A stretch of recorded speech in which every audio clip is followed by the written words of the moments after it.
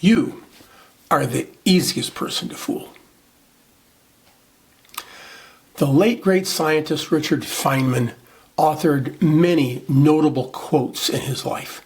The one we're going to focus on here today is this. The first principle is that you must not fool yourself, and you are the easiest person to fool.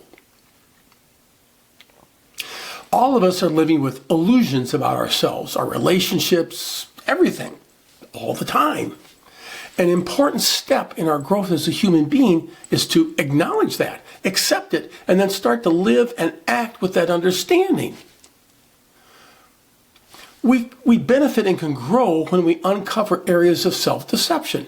And when we ignore reality and embrace our illusions, it may be comfortable, at least for a while, but it keeps us stuck and it keeps us from moving forward, finding the highest and best life we can live. I'm reminded of a distinction about reality from my days in the Christian church that is fitting here. It goes something like this.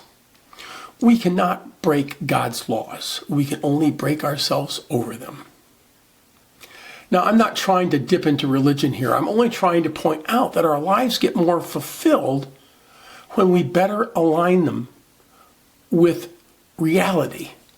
And many or even most of our real challenges in life occur when we ignore that. We can't argue with reality and win.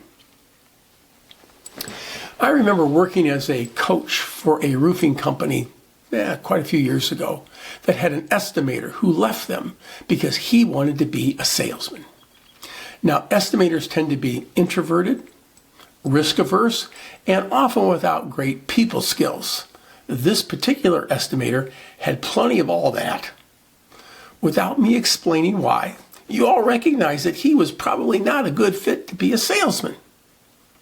He lasted 4 to 6 months at his new company before being fired because, well, you know what? He hadn't sold anything.